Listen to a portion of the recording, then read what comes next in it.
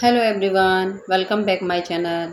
Guys, अगर आप channel पर नए हैं तो चैनल को सब्सक्राइब कीजिए। साथ ही बेल आइकन बटन है उसको प्रेस कीजिए ताकि आने वाले हर एक वीडियो का नोटिफिकेशन आपको मिलता रहे और आप मेरी वीडियो को वॉच कर पाएँ। तो गाइस, आज का रिएक्शन जो है बुली आंटी जी और अप्सरा मॉम के ऊपर है, जो कि उनके बीच में जो आजकल बातें हो रही हैं इधर से और उधर से, तो उसके संबंध में मैं कुछ रिएक्शन देना चाहती हूँ जो इस तरीके से है। तो गाइस, बुली आंटी जिस तरीके से अप्सरा मॉम को पोक कर रही हैं, हर दिन नई नई बातें बोल के, कम से कम इन 10 दिनों में कितने शॉर्ट्स आ गए हैं, कितनी ब्लॉग बन गए हैं, ये तो आप भी जानते हैं, बराबर आप देख रहे हैं कंटिन्यू। और क्या उसमें व्यूज़ का स्कोर गया है, क्या उसमें सब्सक्राइबर का स्कोर गया है, कितने सब्सक्राइबर बढ़ गए, आप बहुत अच्छे से जानते हैं इस चीज़ को।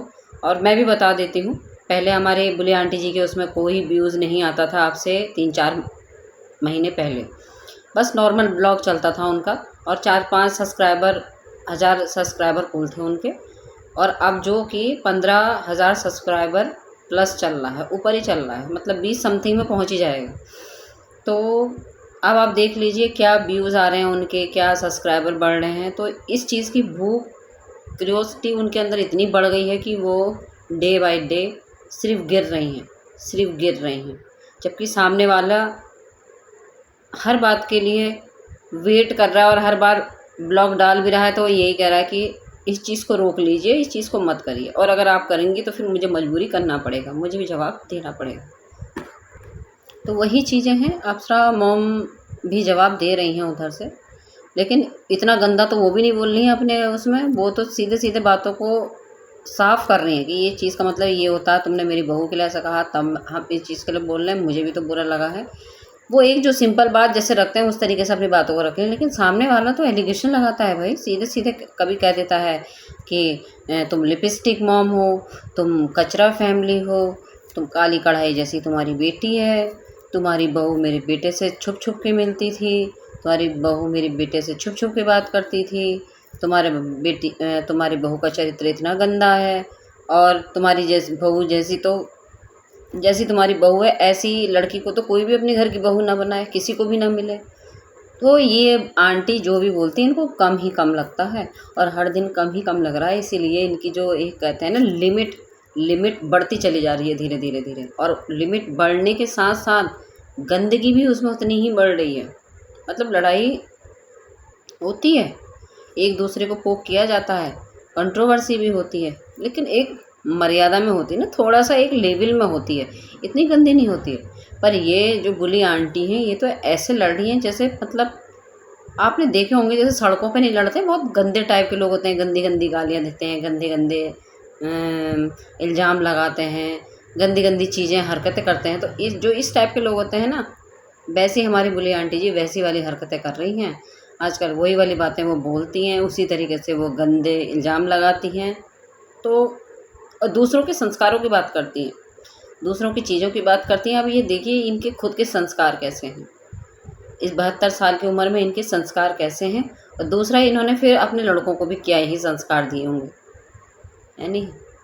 नहीं तो वही बेटा, जब ये शॉर्ट्स बना रही थी, शॉर्ट्स पे शॉर्ट्स वो कर रही थी सामने वाले को, सामने वाले की तरफ से कोई जवाब नहीं आ रहा था, तो वहाँ पे इन्हें अपनी माता जी को रोकना था। तो वहाँ पे इनके बेटे के क्या कमेंट आए कि ये औरतिया लड़ाई है, औरतिया लड़ाई में मैं नहीं पढ़ूंगा। और जैसे ही समझौते वाली बात हुई तो सामने को आ गए इनके बेटे कि भाई मेरी माता के लिए ऐसे ऐसे बोला गया है, माफ़ी चाहिए, पहले माफ़ी मांगेंगे तब जाके मैं इस चीज़ को, हम कंट्रोवर्सी को रोकेंगे। क्यों तब नहीं थी औरतिया वाली लड़ाई? पहले औरतिया वाली लड़ाई चली थी, अब जब तुम सफाई में आए हो, अपनी माँ की तरफ से स्टैंड ले रहे हो, अब औरतिया वाली लड़ाई नहीं। अब तुम्हारा क्या काम है? तुम औरत हो क्या? तुम औरत हो या मर्द हो? पहले तो यही कंफर्म कर लो, तुम हो क्या? तो इस तरीके से चीज़ें ये कर रही हैं, आगे बढ़ा रही हैं अपनी चीज़ों को। अप्सरा मॉम नहीं चाहती, उनके परिवार से नहीं चाहता कोई भी कि ये चीज़ें आगे को बढ़े, और ये इतनी बदतमीज़ कर रहे हैं। एक जगत भैया ज़रूर जवाब दे रहे हैं इस चीज़ का उस तरीके से गंदगी वो भी नहीं कर रहे जैसे गंदी भाषा, अभद्र भाषा का प्रयोग ये लोग कर रहे हैं इधर से। ये बुल्ली आंटी नफ़रत में इतनी अंधी हो चुकी हैं कि इन्हें कुछ दिखाई नहीं दे रहा है मैं क्या बोल रही हूँ, क्या मैं सामने वाले को पोक कर रही हूँ। इससे ऑडियंस पे क्या असर पड़ रहा? ऑडियंस देख तो रही है तुमको, लेकिन वो सब कुछ जान रही है। वो राजमाता के परिवार को भी जान रही है, राजमाता को भी जान रही है कि कैसे वो रोक रही हैं, कितने वो 10 दिन तक चुप रही हैं। जब आप शॉर्ट डाल रही थी, जब आप ब्लॉग डाल रही थी, तो उन्होंने हर तरीके से सहन करी हैं अपनी बातों को, बहुत पेशेंस रखा उन्होंने, जो उनकी तरफ से कोई चीज़ नहीं आई। आप बदतमीज़ी करती रही इधर से। तो आप इतनी पागल हो चुकी हैं कि बिल्कुल ही बहुत पागल हो चुकी हैं कि आपको कुछ नज़र ही नहीं आ रहा है कि ये बातें कहाँ को जा रही। तो ऑडियंस सब जानती है आप क्या सही कर रही हो, क्या गलत कर रही हो। यहाँ तक कि जो ऑडियंस शायद राज फैमिली से नफ़रत भी करती होगी, वो भी जान गई होगी कि पोक कौन कर रहा है, कौन गंदगी पोत रहा हुआ है, क्योंकि जनता ऐसी है जो सब कुछ जानती है। आपको तो कुछ दिख ही नहीं रहा है, आपको तो सामने वाले पे हर टाइम उसी के ऊपर कंटेंट बना के अपनी चीज़ों को रखना है। ब्लॉग बनाना है तो उसी के ऊपर ही बनाना है। आपके लिए आपके जीवन में कुछ बचा ही नहीं है, आपके ब्लॉग में आपको डालने के लिए कुछ बचा ही नहीं है राज फैमिली के अलावा। उसी टॉपिक को आप घसीट रही हैं। पता नहीं कितने दिन हो गए आपको घसीट रही, जब से वो एनिवर्सरी पार्टी जो हुई है, जब से आप इसको लगातार इसी को ही घसीट रही हैं, इसी टॉपिक को। उसी फैमिली पे हर कंटेंट आता है, उसी फैमिली पे आपकी हर ब्लॉगिंग शुरू होती है और एंड होती है। तो आप क्या हो, आप देखो ज़रा, आप किस तरफ आपकी सोच जा रही है, किस तरफ आपकी चीज़ें जा रही हैं, ये देखिए। अब मैं आंटी जी से भी यही कहूँगी, राज परिवार, अप्सरा मॉम से, कि अब आप ये सोचिए कि सामने वाला आपको कहाँ पोक कर रहा है। सामने वाला नीचता के हर हद तक नीचे को आपको लेवल को ले जा रहा है।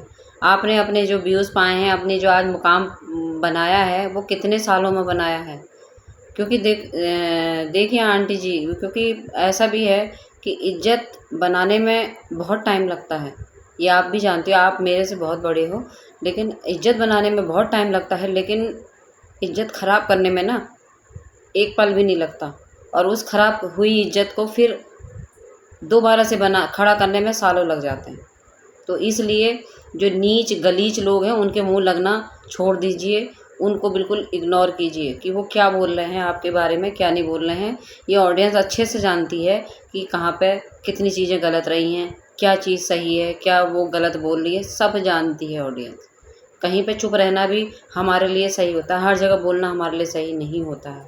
चाहे हम सही ही बोल रहे हैं, लेकिन फिर भी हमारा सही बोलना भी हमें नुकसान दे जाता है।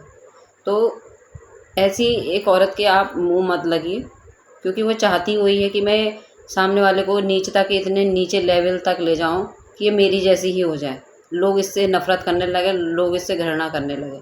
क्योंकि आप भी वैसी गंदा बोलोगे, आप भी वैसी जवाब दोगे ना, तो आप में और उसमें कोई फ़र्क नहीं रह जाएगा। जनता यहाँ वो करेगी ना, वो यहाँ पे कंपेयर करेगी आप लोगों की, कि मतलब देखो इधर से जवाब जा रहे हैं तो उधर से भी तो जवाब आ रहे हैं। ऐसा तो है नहीं सामने वाला चुप रह गया है, लेकिन आप चुप रहोगे ना तो फिर मौका नहीं मिलेगा। और सामने वाला कितनी देर भौंकेगा, कितने दिनों तक बनाएगा ब्लॉग, कितने दिनों तक कर लेगा इस चीज़ में ब्लॉगिंग।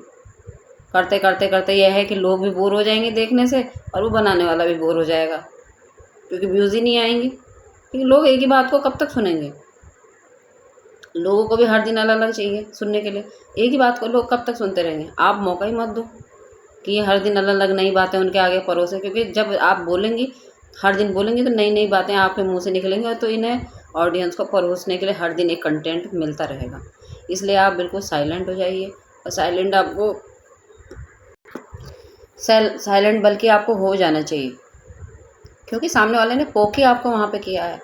आपके घर की बेटी, उसको भी इतना गंदा बोला है, और आपके घर की बहू, उसको भी इतना गंदा बोला है। चरित्र, उसका एक का चरित्र खराब बता दिया, इसके एक के रंग रूप पे चीज़ें बोल दी कि जहाँ आपको बुरा लगेगा ही लगेगा।